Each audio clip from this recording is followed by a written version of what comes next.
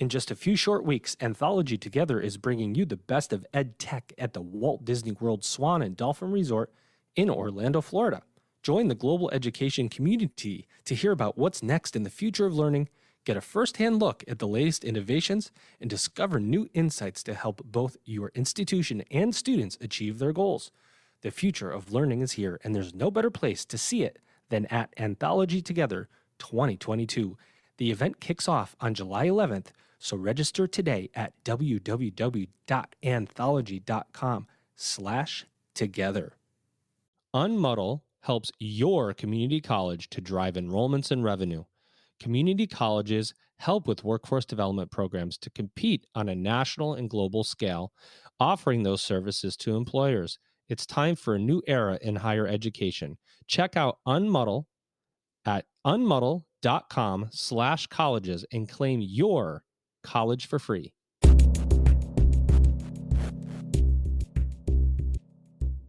Welcome back, everybody. It's your time to EdUp on the EdUp Experience podcast, where we make education your business. Dr. Joe Salustio here with you again. I say that every single time, and I keep coming back. We're like 440-something episodes now. We are booked out, I think, with guests until October or November of this year, almost every single day. So I for people that wonder, how do I do this? Well, I do it every day at lunch. Every single day at lunch, without fail. Actually, sometimes I do reschedule, have a kid pop in on these recordings every now and then, actually have some work every now and then. But anyway, we get it done. Why I keep coming back and doing this besides the fact that I love higher ed and I love the guests that I get to speak with, I get to put people together and make really fun things happen. I've got a first-time guest and a first-time guest co-host. And whenever we can do that, it makes for a great conversation. Let me bring in my guest co-host.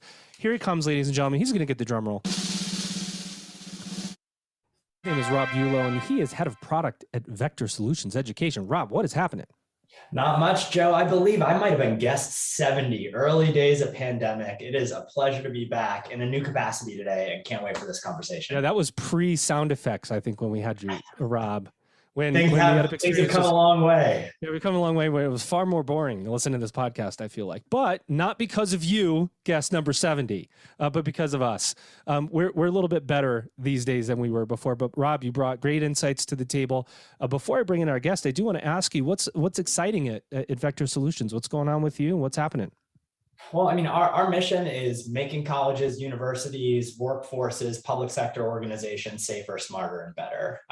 So couldn't have a bigger or bolder mission at this point in time. Lots of really exciting stuff happen at Vector Solutions in the education sector, because lots of exciting stuff is happening in education. And we play in a space where safety, well-being, and inclusion are integral to the success of K-12 schools and higher ed institutions. And so creating pipeline to employment, helping institutions differentiate themselves by the products that they're selling to students that are making socially conscious consumer decisions. That is such a cool place. I wake up every day feeling like I'm changing the world, and that is a really good place to be professionally. Oh, love it. See, you get the yeah. Well, Rob, you have a conference coming up, don't you? Indeed. Yeah. Next week, we're going to be virtual, our annual Campus Prevention Network Summit. It's the 14th year. We've got a guy named Joe Salustio, who's going to be one of the keynotes at that event. I think that's worth a yeah. Yeah, you had to go out and scrape the bottom of the barrel for speakers, apparently. Well, I appreciate you, Rob, and I think it's going to be a great event, great agenda. I'd encourage everybody to register. It's going to be fun. And as we talk about what's happening in higher ed and new innovative things happening all the time, but I don't know if there's anything newer than what's going on and that our guest is going to talk about. And here she comes, and she gets this. Ladies and gentlemen, her name is Dr. Randi Cosentino, and she's president of the U.S. Naval Community College. Boy, that's a mouthful. President of U.S. Naval Community College. I think I got it right. Randi, what's happening? Thank you for having me, first and foremost. It has been an exciting and wild ride over the last 2 years as we've been striving to build a brand new college within and do something entrepreneurial and intrapreneurial within a larger established organization with a really strong mission. So it has been— You say entrepreneurial and higher ed in the same sentence, Randy. How dare you? Tell me about this. How does this happen, right? The U.S. Naval Community College, it's this idea. You're the inaugural president. How do you think about taking this responsibility on? Because I feel like it's almost even bigger than a regular, I'm going to say a community college that's for the masses. And now this responsibility of our men and women in service to the country. It's like this got this extra piece of responsibility. How do you go through that decision-making process? Why did you take on this role, and how's it going? Yeah, thank you. First and foremost, for me, I am incredibly sincere in saying that there was probably no greater honor or privilege I could have than stepping into this role. For me, this is a culmination of a life of work so far about trying to provide access and success to higher education, to students in higher education, particularly working adult students. But to get the opportunity to do that in the armed services, in the military, and serving our sailors, our Marines, our Coast Guardsmen and women is beyond a privilege. Among other things, my husband himself is a former Marine, and we have other family members as well. So it's of personal interest and connection to me, but also the opportunity not just to provide access to these service members to education that's going to improve operational readiness and warfighting advantage within the Navy, Marine Corps, and Coast Guard, but will also change and shape lives and communities. Because we all know when someone gets access to education, it's not just about improving the opportunity to improve your day-to-day in your job performance, but it also sets a path and a benchmark for others in their families and communities to recognize that education is achievable. I think we're able to create a lot of positive momentum, both, as we say, inside the fence line and outside of it. So for me, it was an easy decision to get the opportunity to join the USNCC as the inaugural president. I get the opportunity to build something that's hopefully going to be really impactful for our nation and for those service members and students we get to serve. Amazing. I'll tell you, I think about everything you said, and I have so many questions, so many that'd be impossible to get them all out. But when you start something new, there are so many amazing things you get to do. And it's sometimes hard. It's sometimes hard to get, resources, people on board, set the path of learning, curriculum, and so on. What have been some of your short-term big wins that you go, you know what, I can't believe we've done this? And what are the things that you need to improve upon as you get through growing pains, right? Because this is a fascinating part for so many college leaders, is this, how do you grow and get through growing pains, even if you have an established university or college? Yeah, no, thank you. Whether it's a nonprofit, a for-profit in the private industry, or something within the government or military sector, anytime you're creating something new, there are unique opportunities, advantages, and challenges. It is never easy to craft something entirely new. I want to start with the fact that in my 2 years of experience, I have been incredibly impressed and pleased by the level of support there is for the mission. And I think that is really important, particularly when you're trying to build something within a large existing organization that has clear goals and outcomes every day. Protecting our country is no joke. For them to see the value and importance of education, particularly for our enlisted service members, it all has to start there, because without that, really, there's no place else to go. And so we've been very lucky to have that from day one. In fact, the genesis of the idea of the U.S. Naval Community College came out of a study commissioned by the Navy about how and whether they were using education to its ultimate goal and where they could do more. And that recommendation was, we really need a community college for our enlisted service members to help them gain those skills. So in the 2 years that I've been here, and really it started with myself, our chief of staff, and another our senior service liaison. The Tiger team. Yep. Yeah, we started from nothing, from an idea of the wonderful group that gave us the recommendation, gave us some ideas around it, and from there, and with the support of a lot of folks across the organization, we put in place a strategic plan. And since then, in the past 2 years, we have completed our initial pilot, which was about 550 students taking courses in naval relevant fields. Our goal was to learn more about the challenges, the opportunities, the obstacles, the needs, the program design. So then we're moving forward and building this, we could head in the right direction. We have been able to move into our second phase, which is now building our first 7 associate degree programs. They have embedded certificates. We can talk more about that later, in naval relevant fields, all delivered online, predominantly asynchronously for our globally deployed enlisted service members. We have launched about 3 of those 7 programs. We're in the process of launching the others, and we're on our way over the next year to enroll 3,500 approximately enlisted service members. And this is all on the path to keep growing significantly larger to serve a larger population. So we've accomplished that. We were very, very pleased to be written into law. So when you are a military and government institution, we don't get approved by the state in which we operate. We need to be approved by Congress. And so in December of this past year, the law as a part of the NDAA was passed that formally established the USNCC, allowed us to be degree granting, and we have started and kicked off our accreditation process by submitting our first accreditation paperwork to the Middle States Commission on Higher Education. And at present, we have probably about 1,300 some odd students enrolled on our path. So all of that has been accomplished. We've been able to start growing a core team and putting in place all the other things that we need as an institution, whether it be assessment and technology, learning ecosystem, you name it. Oh yeah, Rob, please. Well, I'm going to let Rob come in a second, but I'm going to shout out Dr. Heather Perfetti at Middle States, who's both been a guest and co-host of this podcast. And, you wonder, you got to let the U.S. Naval Community College through the accreditation process as quickly and easily as possible. So I'm just going to throw that out there. Got to help these men and service women. Rob, over to you. Appreciate you plugging from the pulpit, Joe.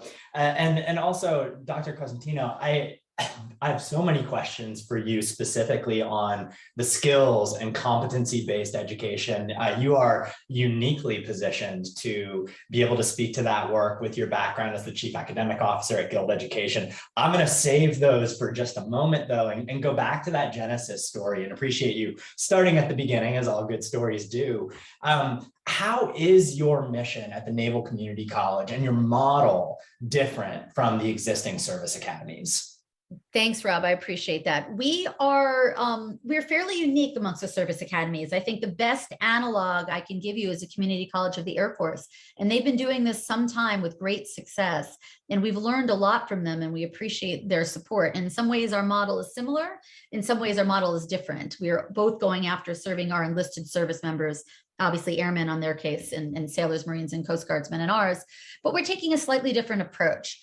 So the primary goal of what we're trying to do is sort of 3 legs of the stool, as I mentioned, and I get paid by the number of times I can shout them out. So operational readiness, warfighting advantage, and then connecting our service members to lifelong learning. Those I see as the 3 fundamental legs of our stool, and that's what we are trying to build towards.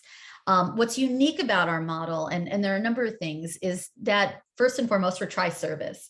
And that's unusual, but we see that there's value to bring all of our naval services together and allow those students to learn from one another.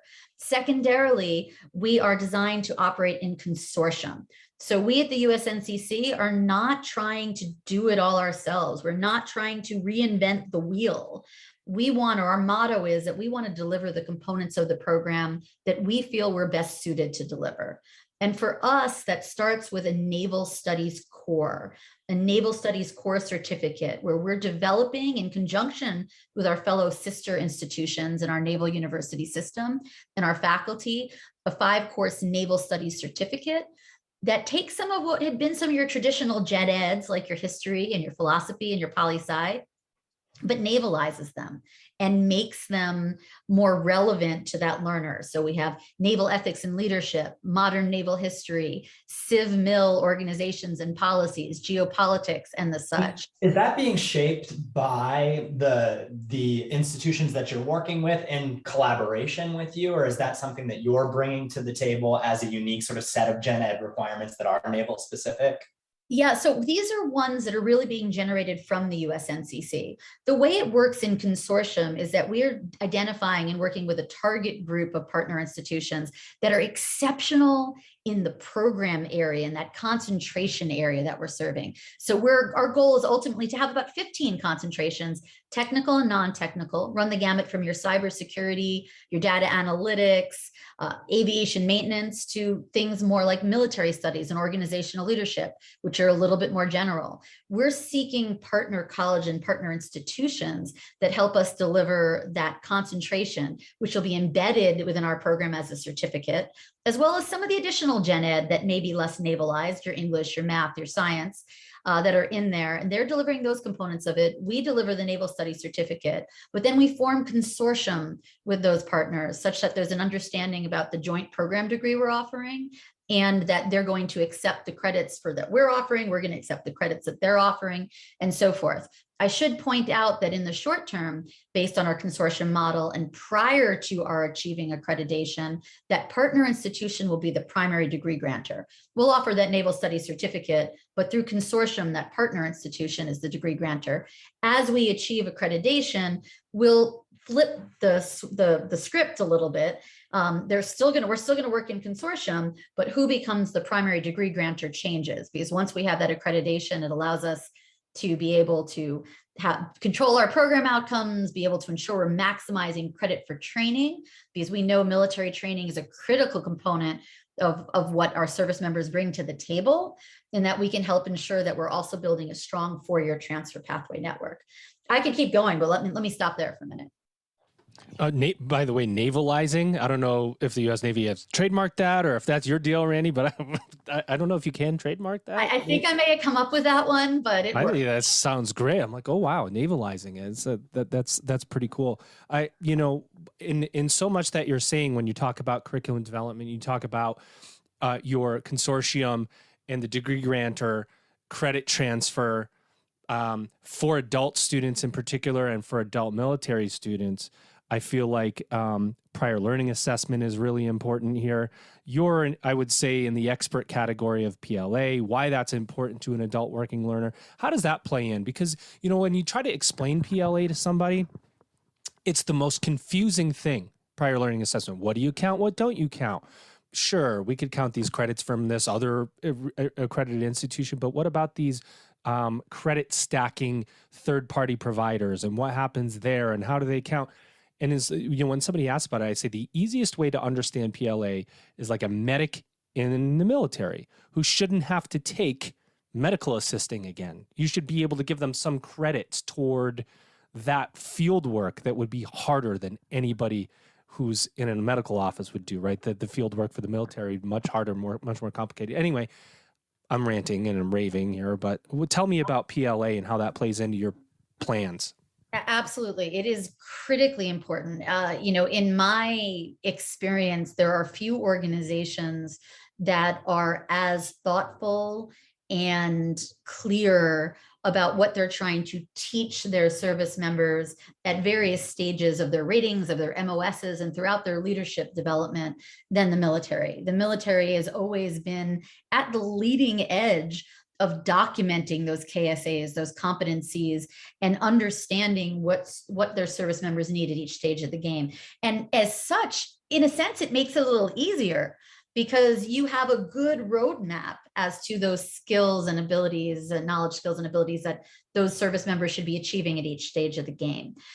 Now, that being said, despite that being really well documented and having clear trajectories of career growth for each of those ratings or MOSs, when I say ratings or MOSs, I mean that specialty that service member is in, there's still that work to translate that into college credit. There's still that gap out in academia, as you point out, between being able to understand and respect on one hand what those service members are learning and doing on a day-to-day basis, and being able to translate that to college credit.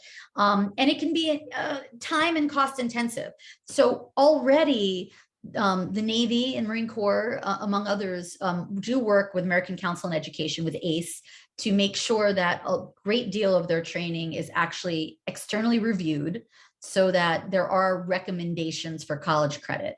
And that forms the basis, and that'll be a large chunk of what we're able to do, is capitalize on that already pre-existing recommendations to make sure that we can grant credit for it, and that we're choosing partner institutions that recognize the value of that prior training and credit as well. But that's hopefully where it starts and not where it ends. Again, as we move on that path to accreditation and we get to make some of those decisions on credit granting, our goal is to be able to expand what we're doing, to be able to evaluate an even larger swath of the training that takes place.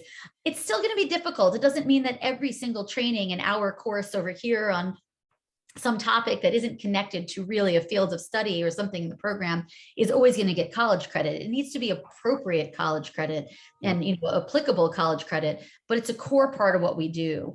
And I'll just say one other quick thing, and I'll turn it back to you. It's not just the giving credit for the prior training that's so important to our model and what we're doing. It's also making sure that as we build out these 2-year pathways for our service members, we're also building out a network of 4-year transfer pathways. So our students should have seamless, well, we're just an associate's degree granter. We stop at the embedded certificates and the associate's degrees. We want our students to be able to transfer to 4-year schools with no loss of credit once they've completed. Level up. Yeah. Let me ask a follow-up about PLA. Do you think, well, I'll say that. Let me make a statement and you tell me if you think I'm right or wrong. That'll be easier. I find that prior learning assessment is so subjective. I feel like depending on who you get, who's looking at it can say, oh yeah, this fits. And so much of it is the institution wanting to take credits or take this training or not. And then there's a financial implication, right? The more credits you take, the less classes the student needs to take, and therefore the less money you collect. And it becomes this, I don't know, funny space of, desire. Do we desire to grant this credit? We could probably make it fit if we want to, but, should we? What do you think about that? Am I crazy? No, not at all. You're spot on. And a lot You're of the first person that's ever said I'm not crazy, by the way. A lot of it has to do with also who is the one responsible for doing that. In some cases, the faculty are doing it. In some cases, it's more of a central decision making. And it has to do a lot with the mission of the organization. I will say there are those institutions out there that still adopt a mentality that if it's not taught here, it's not good enough. That might be the case even if it's a college level course. But I'll be very clear, those are not the institutions that we're out there seeking to work with. So in forming those consortiums and looking for partners that we're looking for those that do understand the importance and the power of transfer credit. Rob, you mentioned earlier, Guild education, my former role at Guild as CAO, transfer credit was critical to what we were doing with those students that were coming from Walmart, Disney, Discover. And I can tell you from that experience and from prior experience in my other roles that any institution that is thinking of a calculation that says, hey, we're going to lose money by giving credit for this has it backwards. At the end of the day, those students who are more likely to receive credit for prior training are those students that are more likely to persist and be successful and complete the degrees. And we know at the end of the day, these colleges value completions and graduations more than anything. So you're going to have a student that's going to persist longer, ultimately, in my opinion, take more classes, and you're going to be able to attract that incredibly important working adult student that frankly can demonstrate they know how to do these things. So I think you're spot on. 1%. You're not crazy. Yeah, you're not crazy. We've got our finger on a really hot topic as well here around skills. And you talked about the US Navy being really demonstrable of the types of competencies needed for success in its servicemen and women. And your work at Guild around creating career-ready graduates, it's such a hot topic in higher education right now, where there is never been more questions about the value and relevance of a college degree when the primary product that a student is buying is a pathway to a good job. That's why they continue to come to college in the face of lots of additional options now. And so I'm really curious how you are mapping the inside the classroom education to the types of skills and competencies that are going to result in a direct pipeline to jobs. And the second part of that is, how are you closing the loop with the employer side? And I recognize that particularly with the Navy, that is a very clear pathway from the U.S. Naval Community College to a service job in the Navy. And perhaps it is a departure from service to go back to education, and then you go back to service. So I'm curious also in a more expansive view of how we think about credentials and certificates and even non-cognitive, non-technical skills, and how we really create an economy around those that prepares today's learners to be successful in tomorrow's workplaces, but also prepares today's workplaces to be able to identify the skills and certificates that are going to add value to their employees and differentiate them in the workplace. So there's a lot in there that I wanted to dig in on. I don't think that there could be a better person than you, both in the proximal role as president of the U.S. Naval Community College, but also in your education or your work at Guild Education. Thanks if you remember every part of that question, Randy, you're the best memory in the world. I'll have to say, I can't. There's like 25 subparts in that question. So you'll come back, Rob, and tell me what I don't hit on when I answer. But I caught a lot of things in there. So let me start first and foremost with the credential question and the question of and I know it comes up a lot, and I've heard it on this podcast, that value of the degree versus the value of shorter form credentials and what folks are deciding as far as that goes. And the answer is not either or in my mind.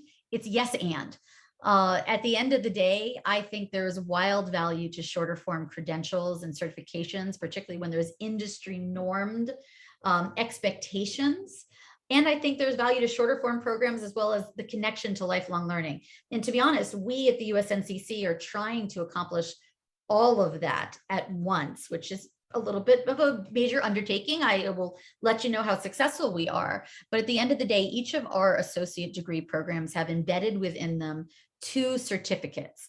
So our service members who have varying op tempo, they're going on deployment, they're going off and defending our country. It may not always be easy to make linear progress, and it may take some time to get to the full associate's degree. So we want them to earn a Naval Studies certificate, that first the core set of courses I was talking about, and we're giving them the opportunity to earn a concentration certificate. So whatever that professional concentration is, cyber, military studies, nuclear engineering, they can earn a certificate in that as well. Thus, if you're unable to complete the whole program in the time frame that you have allotted, you're at least walking out with some sort of marketable credential. And I don't just mean walking out, serving within the services. We hope that you're going to get better and stronger with every class you take. But once you've completed that nuclear engineering certificate, hopefully you're bringing some real marketable skills into your nuclear engineering job and role.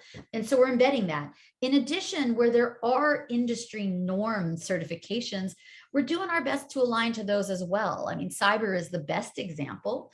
And with some of our programs, and we have a number of partner institutions we're working with one of them, Western Governors University, WGU. We're launching our cyber with them, and it's our first foray into competency-based education, into CBE, which we think will be really attractive to our service members, along with a more traditional asynchronous model. But within that cyber WGU program, you have students that will earn 5 or 6 different industry recognized certifications in cyber while they're working through it. So again, not either or, but yes and.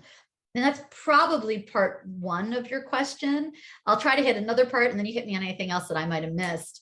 When you think about that adding value and the connecting to those competencies, I think we're in a unique position as being a part of the Department of the Navy to be able to make sure our alignment to what we're building is preparing those students for greater career success within the Navy, Marine Corps, Coast Guard, within the fence line, as we like to say, as well as beyond. And that's because from the outset, because we're entrepreneurial, because we're growing within a larger institution, we can think about best practices on 21st century skills like critical thinking, analytical reasoning, quantitative analysis, you name it, writing, ethics and leadership. We're building all that in there, but we also have the opportunity to work hand in hand with our services through what we're calling our CRAGs, our curriculum review advisory groups, to make sure that those KSAs are aligned so that we feel confident that when a service member is leaving our associate's degree in X,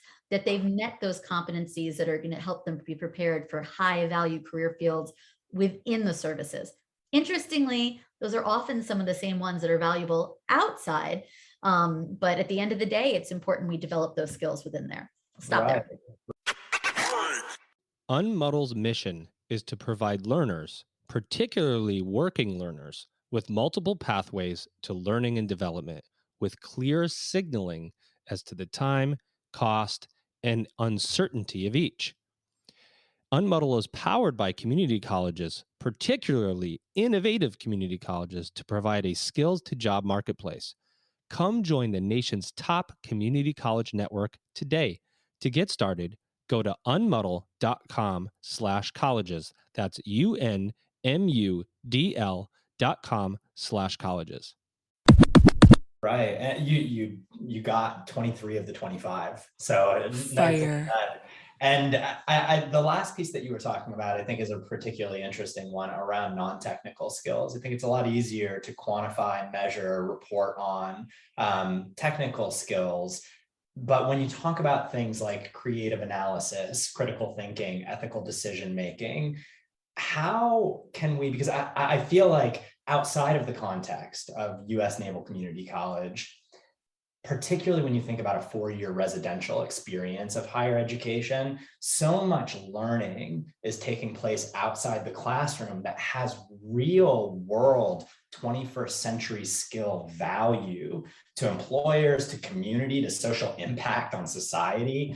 And I'm curious how you measure the attainment of those non-technical, non-cognitive skills, but then really importantly, how do you connect them to an employer so that they see that you've achieved a skill that matters beyond the technical skill of what you're doing in your role?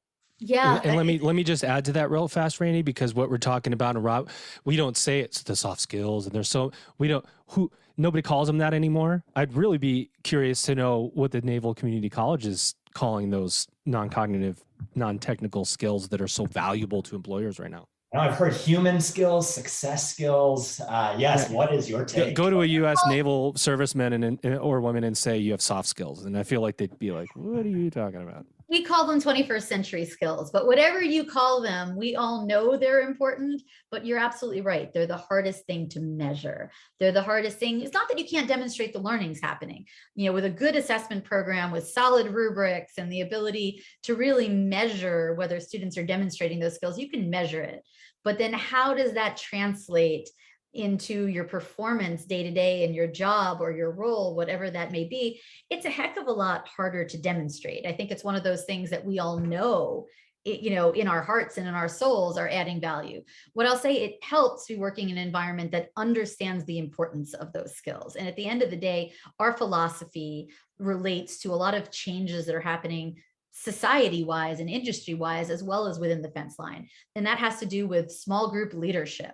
The idea that decision-making needs to get down to smaller and smaller units. So decisions can't just be made up on high. They're ambiguous situations that our folks in the field are facing day in and day out. And we need to empower those folks to be able to make those decisions closest to the problem. In addition, we also need to make sure in this world of increasing amounts of data and information, which is hugely important within our naval services, that again, those that are making important calls are able to incorporate that data, are able to cut out the noise and the chaff and focus on what's important, to dig in, to make good decisions. And we have to teach them some of the skills to do that. And then it comes to critical thinking as well. Situations are becoming far more ambiguous than they ever were. It requires on the ground, quick thinking. And so we have a naval services that understand the importance of those 21st century skills. And I didn't even get into communication and writing and mathematical skills and those basics. Let's take those for granted. They understand the importance of it, and therefore understand that they're ready to make the investment in that to make it happen. How, on the flip side, do you demonstrate that improved performance? I'll be honest with you, that's something that we're still working on as well. We're still trying to figure out, how do we demonstrate the impact of it? We believe that it's there. We're measuring whether or not those skills are attained, but we really need to keep working closely with our commands and with other groups to see, are there demonstrable ways to quantify that and to show that improved performance and that improved decision-making, whether it's ethical leadership or whether it's incorporating a lot of data. And you have me back after we've had another year or two under my belt. I promise I'll come in with the you have an open ball. invite, but we'll see if you want to come back after this next segment on this podcast. If you've listened, you know what's going to happen. If you haven't listened lately, maybe you don't know what's going to happen. Here we go, ladies and gentlemen. We're going to have another episode of Higher Ed Word Association. This is where I give my contestants, Rob and Randy, a word related to higher education, and you get to open up and tell me anything that's on your mind. I'm going to start with what we call a meatball, an easy one. And Rob, we're going to start with you, because if you mess up, our guest gets time to prepare, and it's all about the guest. So here we go. Again, don't give me a one-word answer back, because that makes for a very short Higher Ed Word Association. So we're going to go first. Again, this is related to higher education. Social and or service impact. Tell me what's on your mind. Today's young people are making values-based consumer decisions, from the jeans and cell phone they buy to the job they take or the college or university they choose to go to. And you see it in the activism moments of #MeToo and Black Lives Matter. And young people are making these, they are socially conscious, they are activism oriented, they want to make the world a better place, and they're holding the brands that they consume accountable to those things. And they want, I think, to build the skills to make a difference on society. And so for me, the challenge for higher education is how we integrate those skills inside and outside the classroom, how we measure and quantify the attainment of the experiential skills that students get. But I think that key point that you were talking about, Randy, around how we close the loop on the employer side and create an economy that says these skills aren't just nice to have and good for society, but they're great for productivity. They're great for workplace culture. They're great for retention of your employees. They're great for the leadership trajectory of your workforce. That's the closed loop that I think it's the golden egg that we're all searching for. I think you're going to have a lot of eyes on you after this podcast to see how y'all are solving it. Okay, Randy, you're up. Service impact. Thanks, Rob. That was a great answer, by the way. And I will yes and as far as that goes. So I agree with everything he says. I will also take a slightly different tack. So when I think about social and service impact, the first thing that came to my mind is the power and the impact that access to education itself provides. And at the end of the day, I know most of your listeners are familiar with this, but the more we can help our young people and our working adults access education, not are we only improving the quality of their lives and the growth of our economy, because we have all sorts of jobs and roles that need to be filled, but educational attainment is connected with all sorts of other positive outcomes, whether it's health and longevity and satisfaction with one life and career. So just in general, in terms of keying off the social impact that you talked about to begin with, the ability to make higher education accessible for our working adults and for those who historically have been underrepresented and underserved in those populations, I think has the power to have tremendous impact. Add to that, as I said earlier, that cascading ripple effect that for each person you get access to education, it not only changes their lives, but impacts those of their family and community around them. It can have just a multiplier effect. Are you guys sure you haven't done this before? All right, here we go. We're going to go to the next one. Randi, this time you go first, and your word is innovation. Yeah, I mean, higher education has been a hotbed of innovation for, really the past couple of decades. Innovation is an interesting word because I think innovation does not always mean you hit a home run and you have a wild success. Innovation means trying new things, trying to figure out new ways to deliver on services more effectively, more efficiently, more broadly, expanding access, expanding outcomes, et cetera. But it doesn't always mean you get it right. And at the end of the day, there have been some tremendous innovations that have helped us think about new ways of doing things, but they might not have always worked out exactly the way we wanted. Plenty of folks have talked about how we all anticipated that MOOCs would change the world. And they have, but maybe not in the way that was initially anticipated. They've gotten us smarter on how we think about learning, how we think about measuring learning, how we assess results. And they've led to a really neat sort of model on, all sorts of educational credentials that might be provided through some of our providers out there like Coursera or edX or Udacity, Udemy, you name it. So innovation doesn't always come out the way you want, but it's critical in our industry to keep figuring out how we serve and support students better. I, for one, think technology has been a huge advantage. I know we all just lived through COVID, and some feel that it was a step backwards where folks had to go from a purely offline environment to an online environment.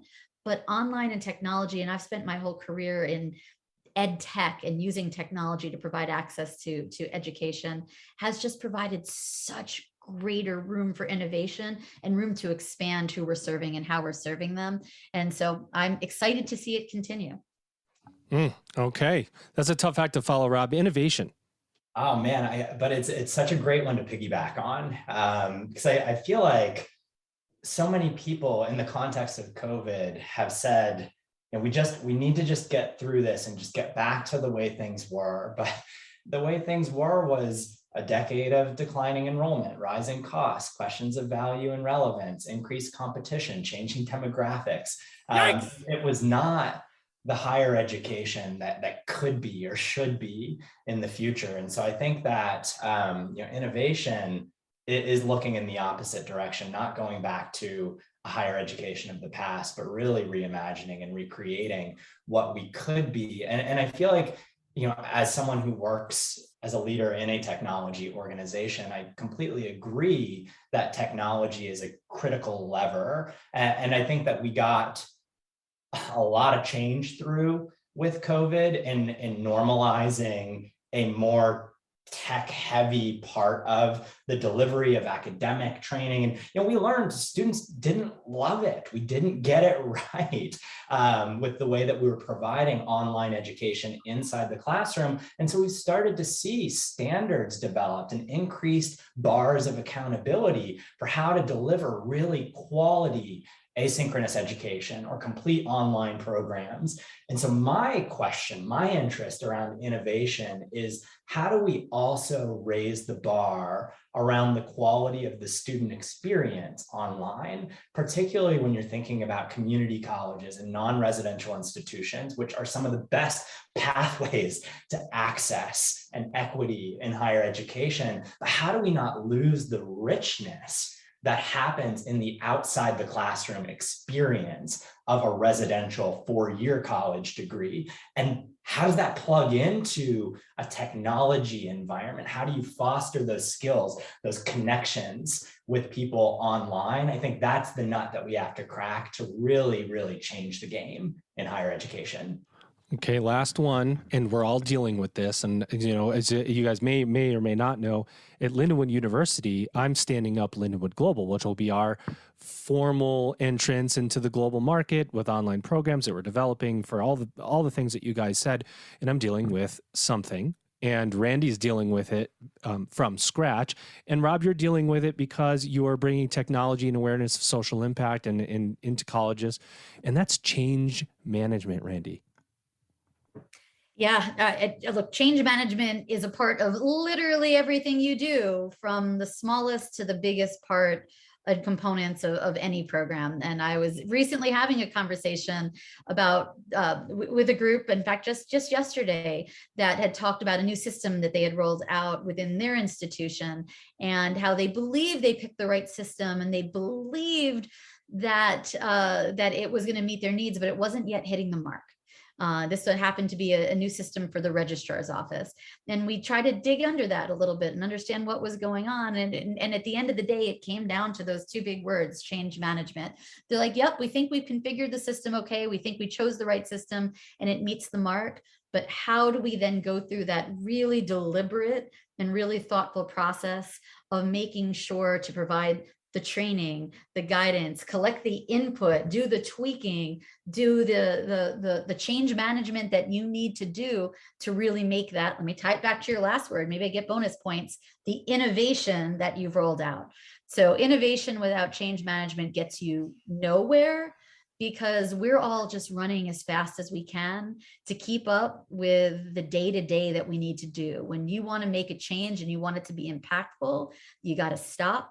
You got to slow down. You got to make sure there's a plan in place to see that change or that innovation through, so folks can understand why, and then use that change and deploy that change to the best of their ability. And then to borrow from accreditation. And then you need to assess how that went, and you need to keep closing the loop. I think you have to listen, right? Because there's a lot of inertia in the status quo, and change is one of the only constants in life, but there's so much resistance that comes from it, especially real big ideas, change from the foundational level, which is, I think, the kind of change that we're talking about here. And we think about this a lot at Vector as it relates to, issues of sexual assault on college campuses, issues of harassment and discrimination have existed since the beginning of higher education and long before. They are just perennial challenges that are endemic to this institution. And we've not made a ton of progress on these issues. And it's because they often tend to be under-resourced, underfunded, under-prioritized, because they're seen as marginal to the business of higher education, which is recruiting students, filling seats, and conferring degrees, and hopefully preparing people to be successful in jobs. And so where does sexual assault prevention, where does inclusivity fit in? Well, it fits in when you think about the fact that young people are making decisions about going to college or not based on these issues. They are more academically successful if they are well. They're going to persist when they feel taken care of, when they have their basic needs met at their institutions. And so, change management, if we on the student affairs side of higher education want to get leaders more bought in to resourcing our work better, we can't just talk about outcomes around knowledge, attitudes, and behaviors around mental health. We have to then connect the dot and say, oh, and that's going to allow us to bring in more students, differentiate ourselves competitively, prepare students to just knock it out of the park in the classroom, get them graduating at higher degrees, get them ready for 21st century jobs. So really listening and having empathy to the collective values that we all share, that's how you get change through when everybody's bought in on it. If I had a sound effect, I'd give him a way to go right now, but I don't have access to your magical path. Yeah, I don't know if I have a way to go. I could do this. Let's see. Oh God, you put me on the spot, Randy. Oh yeah. But we're gonna have to go to the judges because we do have to declare a winner. I've asked the judges. Did Rob Bulow win this episode of Higher Ed Word Association? False. Sorry, Rob. The win goes to Randy. I will say that it is an absolute impossibility for any guest co-host to win. It always goes to the guest, but that's the way we do it here at the EdUp Experience. I hope you guys had fun. All right, Randy, we like to ask the same two questions of our guests to end every episode. I will tell you, knowing Rob well and myself, we could probably do this with you for another hour and not even get anywhere that we want to go because there's so much and you're so well versed. The two of you guys together too, I would just sit back and put my microphone down and listen. But alas, we need to close it. And Randi, what did we miss? What did we not say about the U.S. Naval Community College? Anything going on? Any new things coming up? Anything you're proud of? Anything else is your chance to plug whatever you'd like about the community college. And then what do you see as the future of higher education? Sure. So first on the community college, I'll return to where I started, which is for me, this is an incredible honor and privilege. I am so excited to be able to help our enlisted service members, our sailors, our Marines, our Coast Guardsmen and women get access to this education and get them across the finish line. We're still a very new entity. And it's going to take us a few years before we get up to our full scale. But that being said, we're still getting the word out across what is a very large organization of the Department of the Navy and the Coast Guard. And so we are just eager to continue to reinforce that you're an active duty enlisted service member in one of these services. There are a lot of great advantages for considering going after your education, particularly since this is a situation where the Department of the Navy and Coast Guard are able to fund that component of your education. It gives you that first great step to get access to then go ahead and use your tuition assistance and others to get your bachelor's, get your master's. This is about connecting not only to improving things in the fence line and improving operational readiness and warfighting advantage. I've gotten it 3 times. That means I've gotten my quota, but also to connect that service member to lifelong learning and benefits that are going to help them within the time they're in the fence line and beyond. So just really excited today to get to talk about it, and really appreciate your having me on. Do you want me to hit question number 2 first? Or future of higher education? This is the part where we quote you, put you all over social media, and say Randi has the answer. No, we don't do that. Well, go ahead. I do not. Let me start off by that. But I will say, when I started in working in higher education, it was not at the very beginning of online education, but the beginning of online education and technology-enabled education becoming a real enabler. And I've been in it long enough to have gone from it being the true new model and the non-traditional learner being the working adult learner, a non-traditional learner, to people talking about, when I talk about asynchronous courses, calling that, oh, that's traditional online. And our non-traditional learner has become the common traditional learner, the working adult, the distance learning, the flipped classroom, the shorter form programs, the technology-enabled support. All of that has become commonplace. And so what I will say is the amount of change that I've seen in the last 20, 25 years I've been doing this is tremendous. It's just exciting to see ongoing change. Rob, if I may, the work you're doing is tremendous, because there has been a long trend towards trying to improve access and success to underserved populations. We're actually trying to do that with the USNCC as well, to make sure that the students we're enrolling reflect the diversity, both of the services and our nation, but it's also supporting them in getting there. So I would personally love to see continued work in that regards. I think we'll continue to see technology and large data and predictive analytics and all sorts of new models emerge in terms of how we deliver that education. And I think more and more institutions, such as your own, are going to be asking themselves, how do I do online? How do I serve that, what used to be non-traditional population? Because they have become the core population. We know high school populations are shrinking. So how you serve working adults in a career relevant, outcomes oriented, socially accepting solution is, I think, all part of the nature of the game. On that, I'll turn it back to you. Wow. I don't even know what to say other than I think maybe you guys should do an episode and maybe I should be the guest. You guys are better on the microphone than I am. I will say that it has been an absolute pleasure to have my guest co-host on with me, of course. You know him now.